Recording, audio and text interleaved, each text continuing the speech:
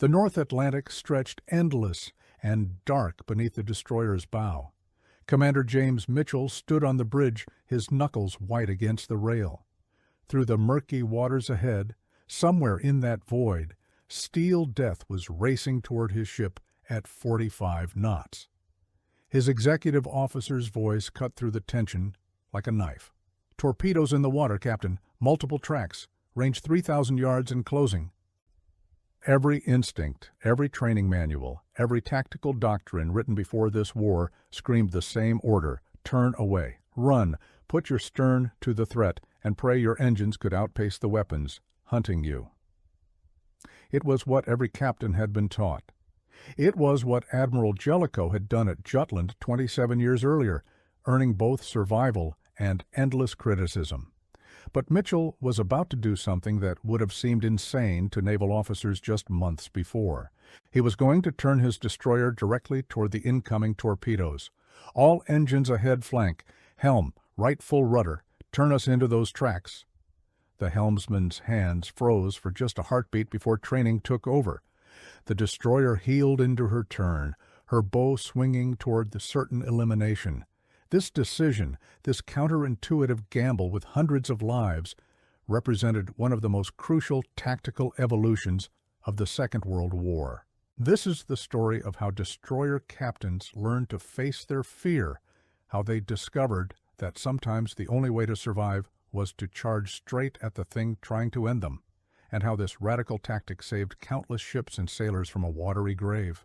To understand why turning toward torpedoes became a life-saving maneuver, we must first understand the weapon itself, the terrible mathematics of naval warfare, and the hard lessons written in fire and salt water across the Pacific and Atlantic Oceans. The torpedo was not a new weapon in 1941. It had been wreaking havoc on naval forces since the late 19th century. But by the time war erupted across the globe, the torpedo had evolved into something far more lethal than the early weapons that had sent the Russian fleet to the bottom at Tsushima in 1905.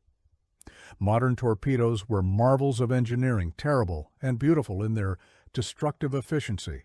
They carried hundreds of pounds of high explosive in a streamlined body that could slice through water at speeds approaching 50 knots. They could travel miles before their fuel ran out, and their warheads could crack a battleship's hull like an eggshell. The American Mark 15 torpedo, standard on destroyers at the war's outbreak, carried a 643-pound warhead and could reach speeds of 45 knots, over 6,000 yards. But as fearsome as American torpedoes were, they would prove to be plagued with problems that took nearly 2 years of war to resolve. The Japanese, however, had created something truly remarkable. The Type 93 torpedo, which American sailors would come to know and fear as the Long Lance, was perhaps the most advanced torpedo of the entire war. Using pure oxygen instead of compressed air, it eliminated the telltale wake that warned ships of its approach. It could travel more than 22 miles at 35 knots, or over 11 miles at an incredible 50 knots. Its warhead packed nearly 1,100 pounds of high explosive. Picture that for a moment. A weapon nearly 2 feet in diameter and 29 feet long, invisible in its approach, carrying enough explosive to break the spine of a heavy cruiser, racing through the dark waters at speeds that made evasion nearly impossible. And Japanese destroyers carried them by the dozen. The mathematics of torpedo combat were brutally simple. A torpedo traveled in a straight line at a known speed. A ship moved at a known speed in a predictable direction.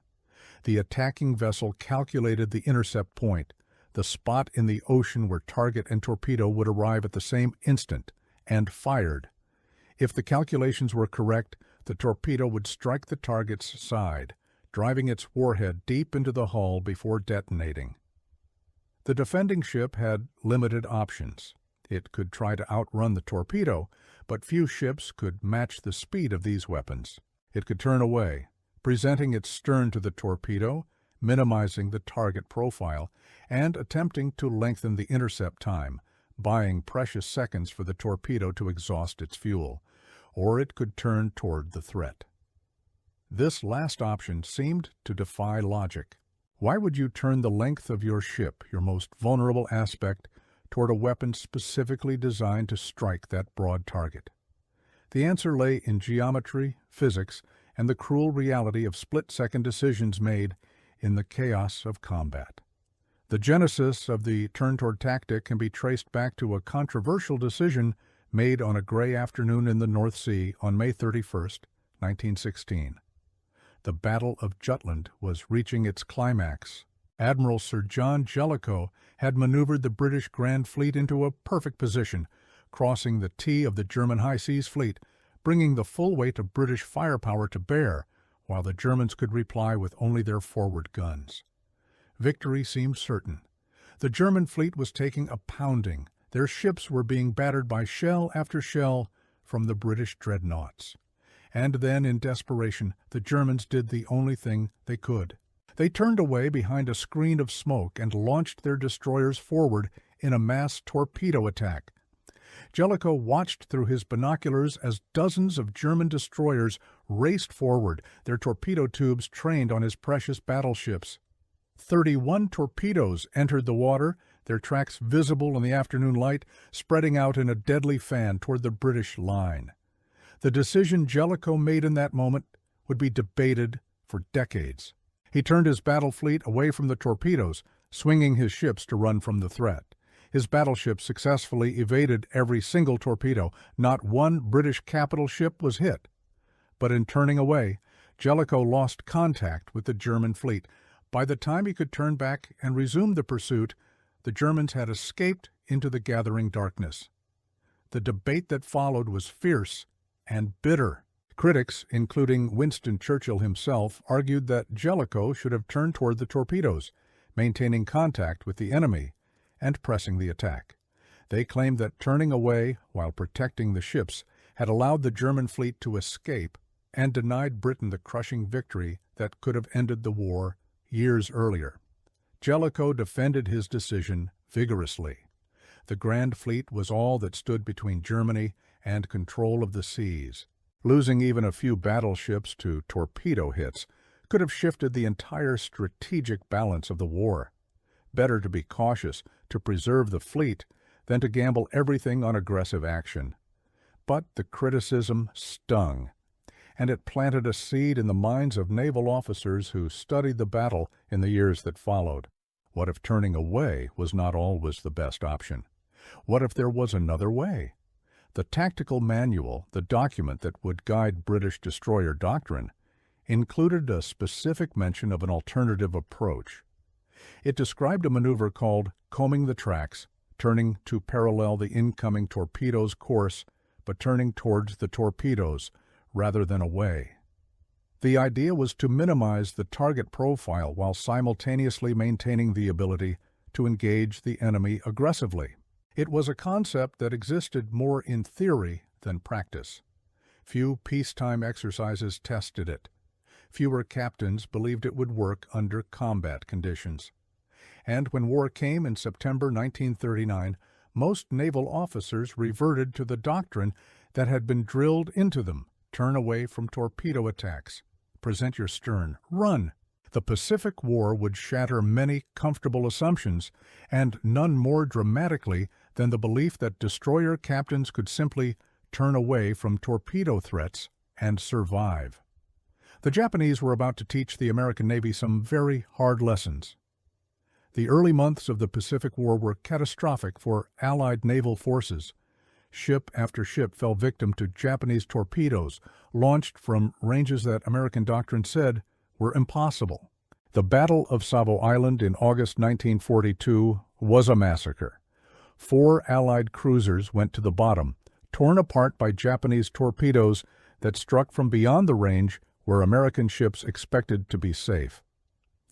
At the Battle of Tassafaronga on November 30, 1942, the pattern repeated with humiliating clarity. An American task force of 5 cruisers and 4 destroyers surprised 8 Japanese destroyers on a supply run. The Americans had radar. They had superior numbers. They had the element of surprise. Victory should have been certain. The Japanese destroyers immediately turned away, firing their torpedoes as they fled. The American cruisers pursued, confident that the enemy was running for his life. Then the torpedoes arrived. One heavy cruiser was sent to the bottom. 3 more were severely damaged, nearly broken in half by the massive warheads of the Long Lance torpedoes.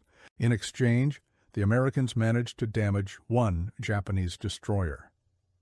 It was not just a tactical defeat. It was a revelation of how completely American doctrine had failed to account for the capabilities of Japanese weapons and tactics. Ships that thought they were safely out of torpedo range were being struck from distances of 10,000 yards or more. Ships that turned away from torpedo attacks, following the doctrine written in peacetime, were presenting perfect target aspects to weapons that could chase them down from impossible ranges. The American Navy was being schooled in the brutal realities of modern torpedo warfare, and the tuition was being paid in steel and blood. Radar changed everything, but not in the way you might expect. The ability to detect enemy ships in darkness and poor visibility was revolutionary. It gave American forces a massive advantage in situational awareness. But awareness without the right tactics was not enough. You needed to know not just where the enemy was, but what to do when they fired their torpedoes at you. The breakthrough came not from headquarters or from tactical schools, but from combat experience and the innovative thinking of officers who were willing to question established doctrine. They began to understand the geometry of the situation in a new way. When a torpedo was fired, it traveled in a straight line at a fixed speed. The target ship also traveled at a fixed speed, but it could change direction. The key insight was understanding that a torpedo could not turn. Once it left its tube, its course was set. It would travel in a straight line until it either hit something or ran out of fuel. If a ship turned away from an incoming torpedo spread, it presented its length to the weapons, creating a larger target. Moreover, turning away meant the ship and torpedoes were traveling in roughly the same direction. This created what naval officers called a stern chase, where the torpedo had to catch up to a fleeing target. While this extended the time before potential impact, it also meant that any torpedo that did connect would strike the stern, potentially damaging the propellers and rudder, leaving the ship dead in the water and vulnerable to follow-up attacks. But what if a ship turned toward the torpedoes? When a ship turned to face incoming torpedoes head-on, it drastically reduced the target profile.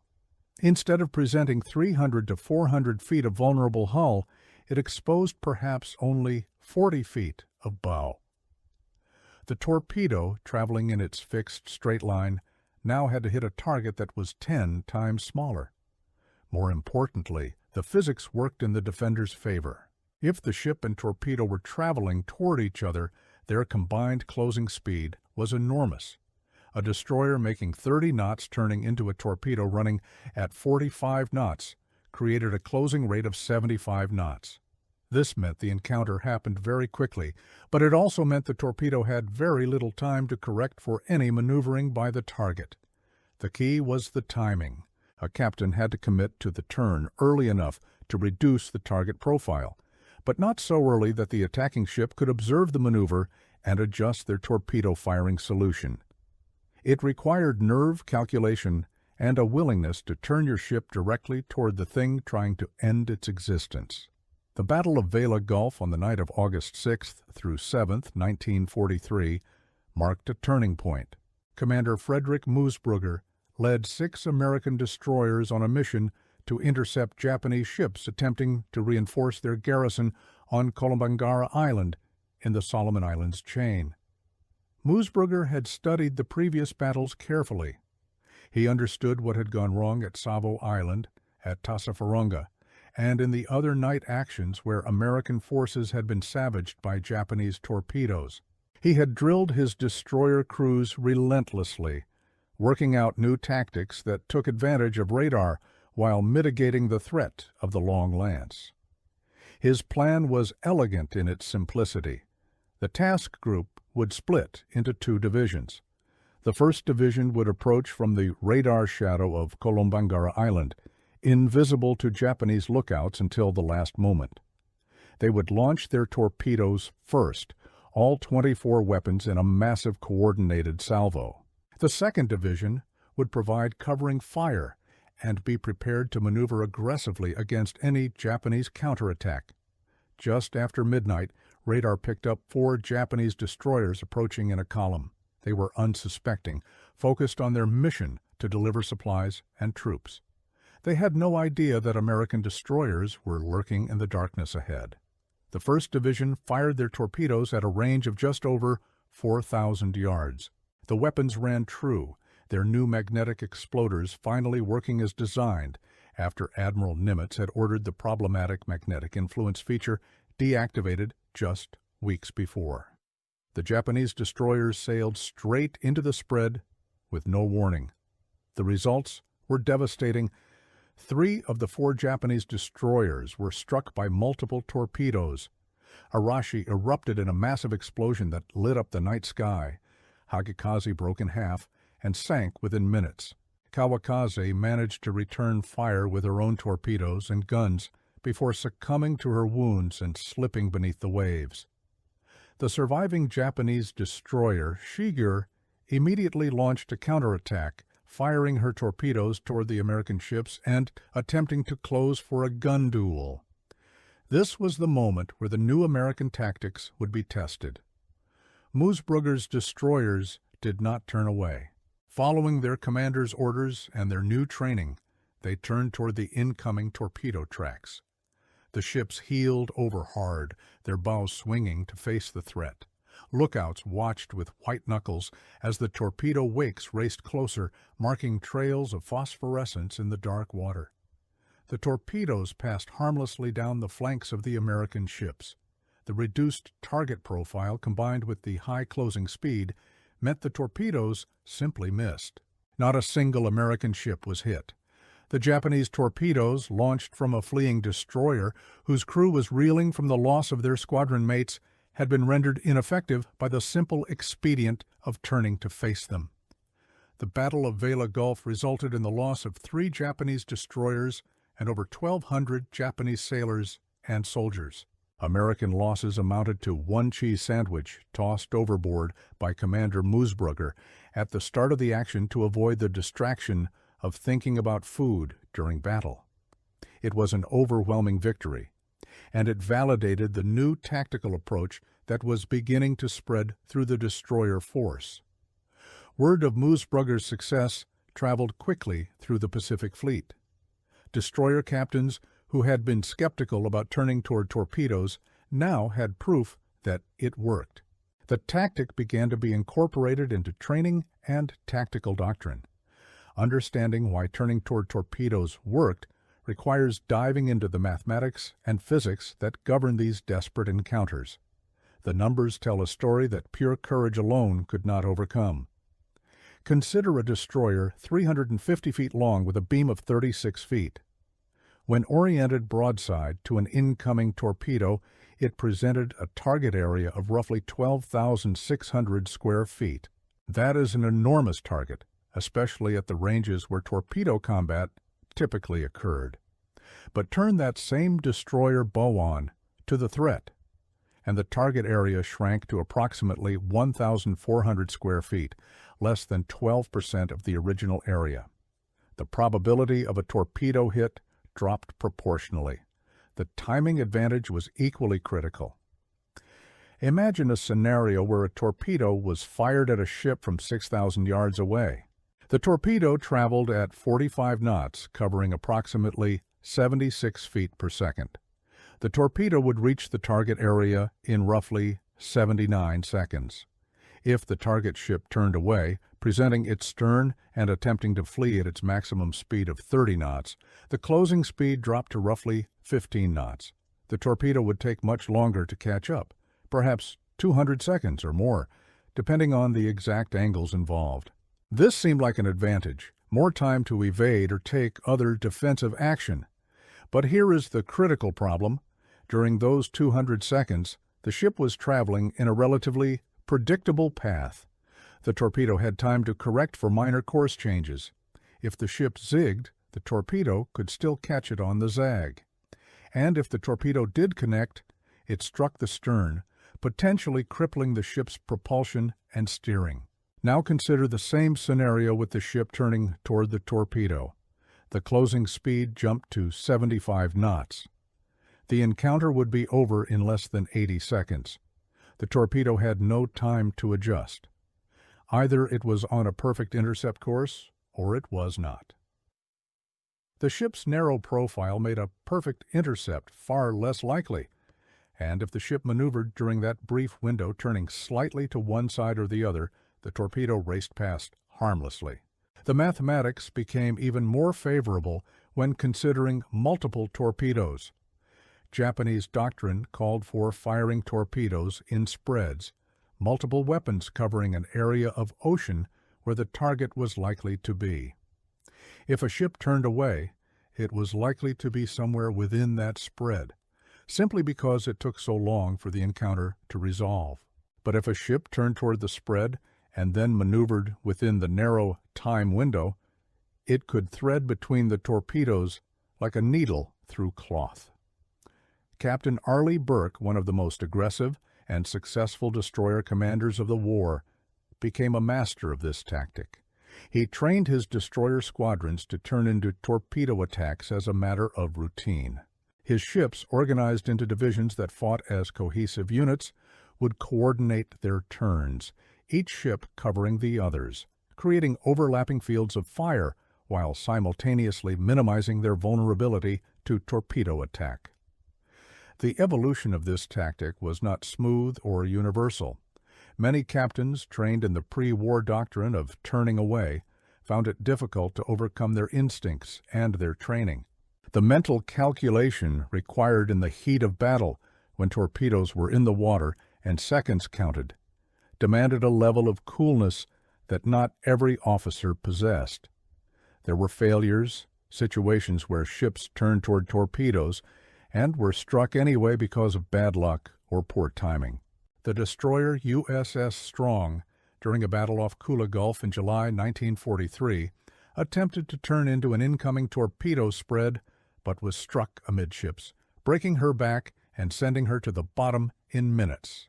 Such incidents reinforced the fears of the skeptics who argued that turning toward torpedoes was reckless. But the accumulating evidence showed that the new tactic, while not foolproof, significantly improved survival rates. Statistical analysis conducted after the war showed that destroyers employing the turn-toward tactic had a 70% lower probability of being hit by torpedoes compared to ships that turned away. The numbers could not be ignored. The tactic also had psychological benefits that were harder to quantify, but equally important. Turning away felt passive, defensive, as if the crew was merely hoping to survive rather than fighting back. Turning toward the threat was aggressive and empowering. It put the crew in control of their fate, actively maneuvering to defeat the enemy weapons, rather than simply fleeing from them. Destroyer crews who trained in the new tactics developed a confidence that translated into better performance across all aspects of combat. They became more willing to close with the enemy, more aggressive in pressing attacks, because they knew they had effective tools for dealing with the Japanese torpedo threat that had dominated the early battles of the Pacific War. The turn toward was not a standalone tactic. It was most effective when combined with other innovations that emerged from the crucible of combat experience. Radar fire control allowed American ships to engage Japanese targets at ranges and in conditions where the enemy could barely see them. This meant American destroyers could often launch their torpedoes and open fire before the Japanese knew they were under attack.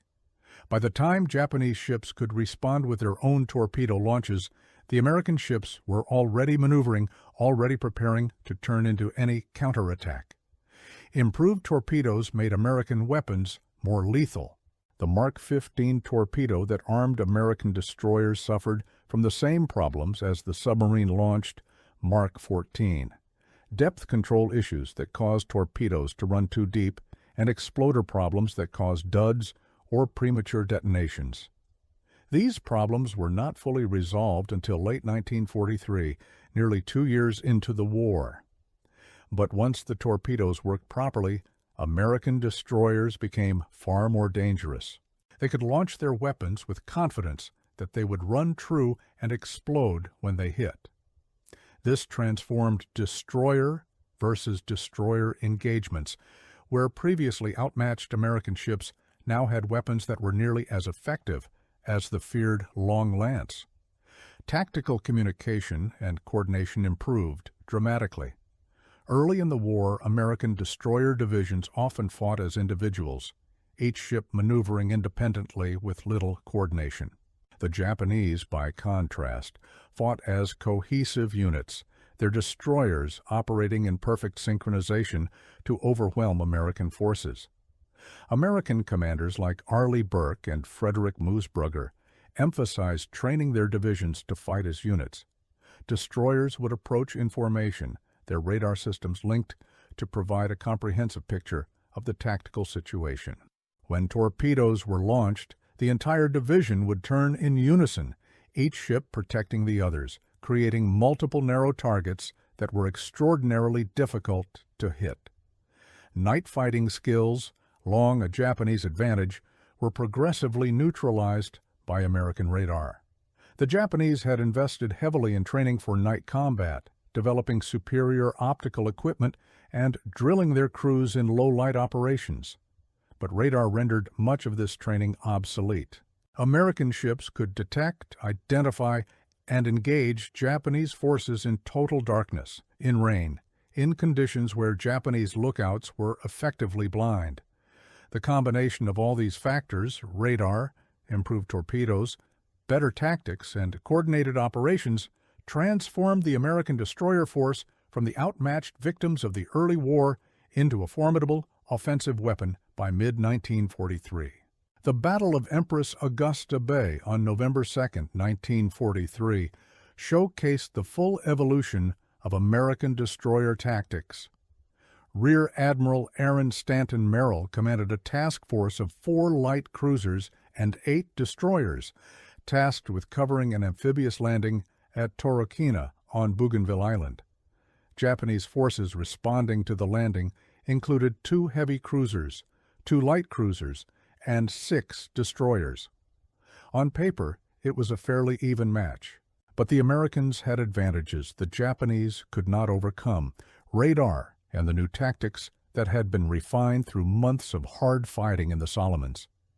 As the Japanese force approached in the darkness, American radar detected them at a range of over 30,000 yards. The Americans maneuvered to cross the T, bringing their full firepower to bear while limiting the Japanese ability to respond. When the Japanese launched their torpedoes, a massive spread of weapons racing toward the American column, Merrill's ships executed their turns with precision. The destroyers turned into the threat, their bows pointing toward the incoming torpedo tracks. The cruisers followed suit, maneuvering to minimize their profiles. The Japanese torpedoes, launched from long range in the expectation that American ships would turn away, found only narrow targets that were closing rapidly. Not a single American ship was hit by torpedoes during the battle. American gunfire and torpedoes, by contrast, heavily damaged 3 Japanese ships and sent 1 light cruiser to the bottom. The Japanese force withdrew in disarray, their mission a complete failure. What made the victory particularly significant was that it demonstrated the tactical lessons learned over the previous year could be executed successfully by an entire task force, not just by elite destroyer divisions. The tactic of turning toward torpedoes had become institutionalized, part of the standard operating procedure for American naval forces in the Pacific. The British and German navies were learning similar lessons in the Atlantic and Arctic theaters, though under different circumstances. German U-boats while primarily attacking merchant ships with torpedoes, occasionally engaged destroyers and escorts directly. British destroyer captains found that turning toward U-boat torpedo tracks, while counterintuitive, was often their best chance of survival. The difference in the Atlantic was that submarine-launched torpedoes typically came from a submerged attacker, making the tactical situation somewhat different from surface ship engagements. But the fundamental principle remained the same. Reducing target profile and minimizing time for the torpedo to correct its course gave the defender the best chance of survival. German surface ships, particularly destroyers and torpedo boats, used aggressive turn-toward tactics when engaged by larger Allied warships. During the numerous small ship actions in the Channel and North Sea, German commanders developed sophisticated maneuvers that involved turning toward incoming fire to minimize exposure while simultaneously preparing to launch their own torpedoes. The Soviet Navy, fighting desperate battles in the Black Sea and Baltic, adopted similar tactics out of sheer necessity. Soviet destroyers, often outgunned and outnumbered, survived through aggressive maneuvering that included turning toward torpedo threats whenever possible. By the latter half of the war, turning toward torpedoes had become standard doctrine across most major navies. The tactic was taught in naval academies, practiced in training exercises, and executed as a matter of routine in combat. What had seemed radical and dangerous in the early war years had become conventional wisdom. The human element of this tactical revolution deserves special attention. The officers and sailors who executed these maneuvers were not automatons following orders. They were human beings who had to overcome powerful psychological barriers to turn their ships toward weapons specifically designed to annihilate them. Consider the perspective of a junior officer on the bridge of a destroyer in the middle of the night. The radar operator suddenly announces torpedoes in the water. Your immediate instinct, the one drilled into you through years of training, is to turn away, to run, to put as much distance as possible between your ship and the incoming threat. But your captain orders the opposite. He tells the helmsman to turn toward the danger. You watch as the bow swings around, pointing directly at the phosphorescent wakes streaking toward you through the black water. Your heart hammers in your chest. Every fiber of your being screams that this is wrong, that you are steering toward certain doom. Then the torpedoes pass down your flanks, their wakes visible in the darkness, close enough that you could almost reach out and touch them. They miss by yards, by feet sometimes, but they miss. Your ship survives because your captain had the nerve to trust the mathematics and the physics over his fear. That kind of courage, the willingness to turn toward the threat rather than away from it, became a defining characteristic of successful destroyer commanders in World War II. Officers like Arleigh Burke, Frederick Moosbrugger, and dozens of others whose names are less well remembered built their reputations on their ability to make split-second decisions in the chaos of night combat, decisions that often meant the difference between survival and catastrophe for their crews. The enlisted men who crewed these ships had to trust their officers completely. When the captain ordered a turn toward torpedoes, there was no time for debate or explanation. The crew had to execute the maneuver instantly and flawlessly, knowing that hesitation could be fatal. This required a level of training and cohesion that took months to develop. Destroyer crews drilled constantly, practicing emergency turns, simulating torpedo attacks, running through scenario after scenario until the responses became automatic.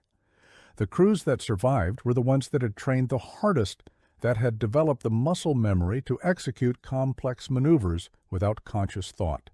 The legacy of the turn-toward tactic extended far beyond World War II. When modern naval forces developed doctrine for dealing with anti-ship missiles in the Cold War era, they drew on the lessons learned from torpedo defense in the previous conflict. The principle remained fundamentally the same: reducing target profile, minimizing the time for the weapon to correct its course, and maneuvering aggressively within the weapon's engagement envelope to deny it a successful intercept.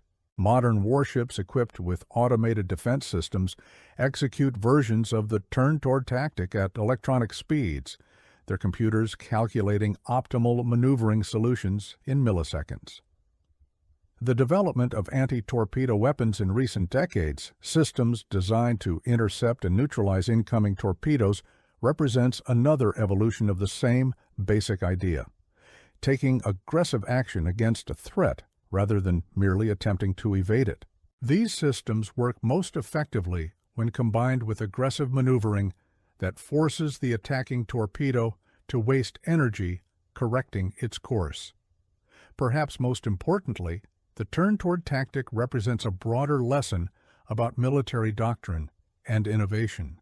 The established wisdom, the pre-war doctrine that called for turning away from torpedo attacks, was based on reasonable assumptions and calculations. But it proved inadequate when confronted with weapons and tactics that exceeded the parameters for which it was designed. The innovation that saved lives came not from high-level theoretical work, but from combat experience and the willingness of individual commanders to question established doctrine. Officers like Moosbrugger and Burke did not wait for permission from headquarters to experiment with new tactics. They analyzed what was working and what was not. They tested new approaches, and they shared their findings with their peers. This bottom-up innovation, this willingness to adapt based on battlefield experience rather than clinging to pre-war assumptions, was characteristic of successful military organizations throughout the war. The forces that adapted quickly, that empowered their junior officers to innovate and experiment, were the ones that survived and ultimately prevailed. By late 1944, the tide of the Pacific War had turned decisively in favor of the Allies. American forces were advancing across the Central Pacific, retaking islands and pushing toward the Japanese home islands. The Japanese Navy, depleted by years of attrition, was increasingly unable to contest American control of the seas. But even in these later stages of the war, destroyer actions continued to demonstrate the effectiveness of the turn-toward tactic. During the Battle of Leyte Gulf in October 1944, American destroyers repeatedly turned into Japanese torpedo attacks to defend the vulnerable escort carriers of Taffy 3. The destroyer USS Johnston, commanded by Commander Ernest Evans, exemplified the aggressive spirit that characterized American destroyer operations by this point in the war. When Japanese battleships and cruisers bore down on the American escort carriers, Evans did not hesitate.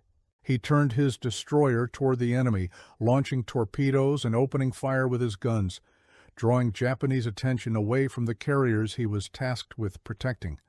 When Japanese destroyers launched torpedoes in response, Evans turned into the spreads, maneuvering his damaged ship with skill and determination. Though Johnston would ultimately be overwhelmed and lost, her aggressive actions and those of the other destroyers in her unit bought time for the escort carriers to escape. The tactic of turning toward torpedoes, combined with offensive action, had become so ingrained in American destroyer doctrine that commanders executed it, even in desperate situations where survival seemed impossible. The Japanese, despite their early success with torpedo tactics, never fully developed an equivalent to the American turn-toward doctrine. Japanese tactical doctrine continued to emphasize offensive action, closing to point-blank range to launch massive torpedo spreads. This aggressive approach had worked brilliantly in the early war years when American forces were unprepared and American weapons were unreliable. But as American radar, torpedoes, and tactics improved, the Japanese found themselves increasingly outmatched. Their destroyers, which had dominated night actions in 1942 and early 1943, suffered terrible losses in the latter part of the war. By 1944, the Japanese destroyer force was a shadow of its former strength, worn down by constant combat and unable to replace losses. Part of the problem was institutional. the Japanese Navy did not encourage the kind of bottom-up innovation that characterized American forces. Tactical doctrine was set at high levels and expected to be followed rigidly. Individual commanders who attempted to deviate from established procedures risked their careers, even if their innovations might have saved lives and ships. This institutional rigidity, combined with the material advantages that American forces increasingly enjoyed, meant that Japanese destroyers continued to employ tactics that were progressively less effective. They continued to launch torpedoes from long range, expecting American ships to turn away and present vulnerable target profiles. Instead, American ships turned toward the attacks, evaded the torpedoes, and closed to decisive range where superior American radar fire control gave them overwhelming advantages. The story of destroyer captains learning to turn toward torpedoes is ultimately a story about courage, innovation, and the ability to adapt under pressure. It is about officers who had the clarity of mind to analyze what was not working and the bravery to try something different, even when that something seemed to contradict all common sense. It is about sailors who trusted their commanders enough to execute maneuvers that flew in the face of their survival instincts, who stood at their posts as torpedo wakes raced toward them through the darkness, who believed in the mathematics and physics that said turning toward the threat would save them. It is about institutions that were flexible enough to recognize good ideas from wherever they emerged, whether from flag officers or junior commanders, and to disseminate those ideas throughout the fleet quickly enough to make a difference in combat. The tactic itself, turning to present a narrow profile to incoming torpedoes while maintaining the ability to engage the enemy aggressively, seems almost simple in retrospect. But in the context of naval warfare in the 1940s, it represented a radical break with established doctrine, a willingness to question assumptions that had guided naval tactics for decades. The captains who first employed this tactic, who turned their ships toward incoming torpedoes when every instinct screamed to turn away, saved not only their own ships and crews but countless others as the tactic spread throughout the fleet. Their willingness to face fear directly, to turn toward the thing that threatened them rather than flee from it, became a defining characteristic of destroyer operations for the rest of the war. Today, when modern naval officers study World War II destroyer tactics, the turn toward maneuver is taught as a fundamental principle of defensive operations. It is presented not as a radical innovation, but as common sense, as the obvious way to defeat a straight-running weapon like a torpedo. But this apparent obviousness obscures the courage and innovation required to develop and prove the tactic in combat. The officers and sailors who fought in those desperate night actions in the Solomon Islands, who faced the terror of Japanese long-lance torpedoes racing toward them out of the darkness, did not have the benefit of hindsight or established doctrine. They had to figure out what worked through trial and error, through analysis of what went wrong in previous battles, and through the willingness to try new approaches, even when those approaches seemed counterintuitive.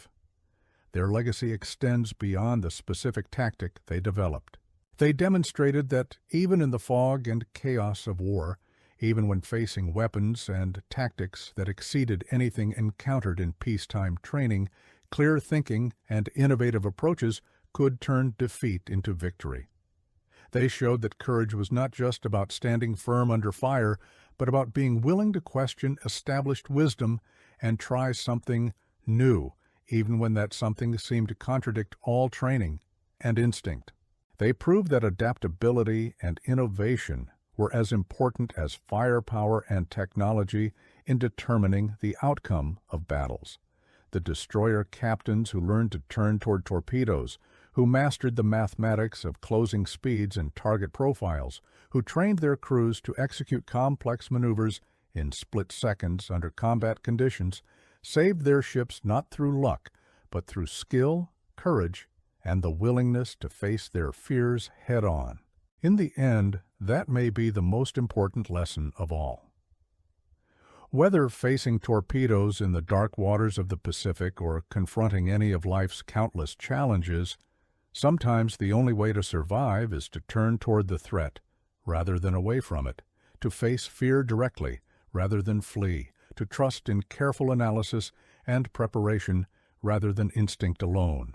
The destroyer captains of World War II learned this lesson in the hardest way possible, in combat where mistakes meant lives lost and ships sent to the bottom. But in learning it, they not only saved themselves and their crews, they created a tactical legacy that continues to influence naval operations to this day. Their courage, their innovation, and their willingness to turn toward the danger when everything in them wanted to turn away stands as a testament to the human capacity to overcome fear through clear thinking, preparation, and trust in one another. That is why we remember them. That is why their story matters. And that is why destroyer captains started turning toward torpedoes and in doing so, saved their ships.